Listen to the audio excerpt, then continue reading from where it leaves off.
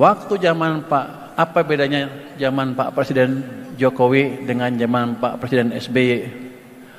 Waktu zaman Pak SBY, ekonomi tumbuh 6% rata-rata. Pada waktu zaman Pak Jokowi, 5%. Fiskal dan ini nggak ada tanya jawab, saya sini. Adalah, kurang seru nanti. Kita layanin sampai besok pagi juga oke. Jadi uang di sistem, saya ngomong ekonomi dikit nggak apa ya, keadaannya buruk sekali. Coba kalau dikasih lihat tuh gambar yang ini ya, yang hijau itu, sih. Ini saya kalau orang ekonom, kalau kayak saya, oh duduk, berdiri.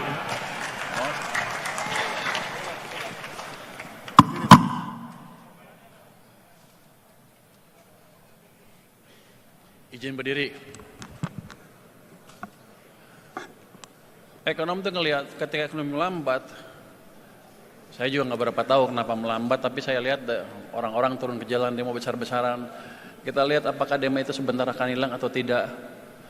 Kita analisa kemungkinan besar nggak akan hilang kalau ekonominya nggak diperbaiki, dan mungkin kita akan masuk resesi dan awal tahun depan kita mungkin mengalami pergantian kekuasaan yang cost-nya besar sekali buat masyarakat kita. Kenapa saya sok tahu? Memang ekonomi sedang berhentikan.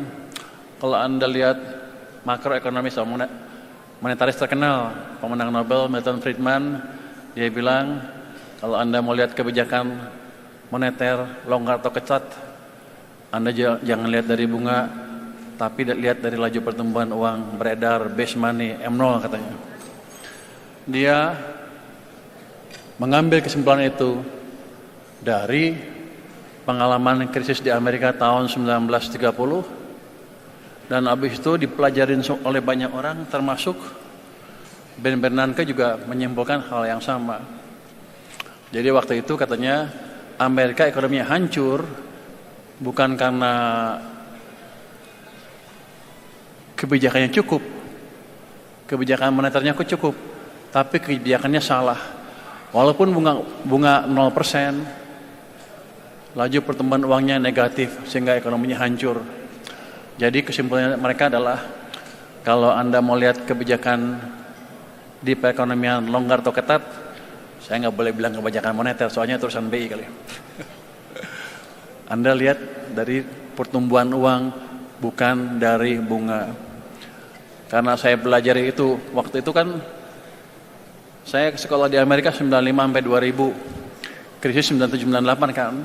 Sehingga sebelum pulang saya pelajari apa sih penyebab krisis kita. Sama aja ternyata kita juga sama melakukan kesalahan yang sama. 97-98 bunga kita naik, kita pikirkan kebijakan ketat untuk menjaga nilai tukar. Tapi pada saat yang bersamaan Bank Sentral injek uang ke sistem besar-besaran. Akibatnya apa? Bunga tinggi, real sektor hancur, uang banyak, rupiah hancur. Jadi tahun 97-98 itu kita membiayai kehancuran ekonomi kita. Itu pelajaran yang saya dapat dari krisis 97-98. Setelah itu saya perhatikan jangan sampai terulang lagi.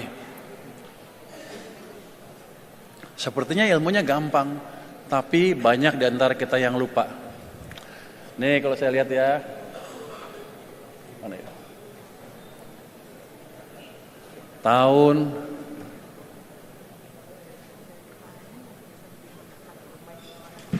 gini. Tahun jelas. Paling gampang kalau ya. Kemarin kenapa ekonomi kita melemah? Karena uangnya dibuat nol sejak 2023 pertengahan terus ke bawah sini. Sepanjang 2024 pertumbuhan uangnya nol. Ini hampir nol kan? Artinya ekonomi sedang direm. Dilonggarkan sedikit di sini, tapi bulan Mei, Juni, Juli, Agustus, September ditaruh di sini. Jadi ekonomi kita melemah. Jadi jadi hampir pasti, ini nggak dibetulin, kita udah krisis berarti. Terus akan hancur. Jadi langkah pertama saya adalah berusaha mengembalikan pertumbuhan uang ke perekonomian. Apa yang saya kerjakan?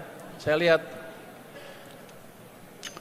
oh, pemerintah punya uang banyak, ada 425 triliun rupiah cash nganggur di bank sentral. Saya pindahkan 200 triliun ke bank komersial. Itu dampaknya apa? Menambah uang dari sini ke sana, tumbuh 13,5%. Akibatnya ekonomi mulai bergerak. Tapi di bulan berikutnya turun lagi ke 7,8%. Kalau nggak diinjak lagi uang, pasti ekonomi akan melambat lagi. Jadi setelah 200 triliun, saya tambah lagi ke ekonomi 76 triliun rupiah supaya ekonominya jalan lagi. Sepertinya ekonominya jalan lagi sekarang. Kan kalau Anda lihat kemana-mana mulai rame kan. Yang penting Anda lihat di sini suku bunga deposito turun, interbank turun, suku bunga kredit mulai turun secara bertahap.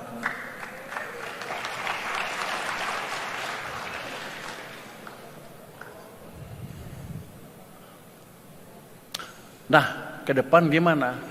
Kenapa saya berani bilang, kalau tumbuh 6% mah gampang. Ya 6,5 nggak susah amat. 7, 8 baru perlu extra effort.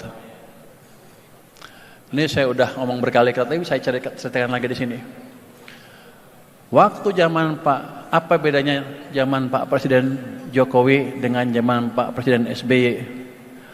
Waktu zaman Pak SBY, ekonomi tumbuh 6% rata-rata. Pada waktu zaman Pak Jokowi 5%. Salahnya di mana? Pada waktu zaman Pak SBY, dia tidak membangun infrastruktur besar-besaran. Kenapa bisa tumbuh 6%?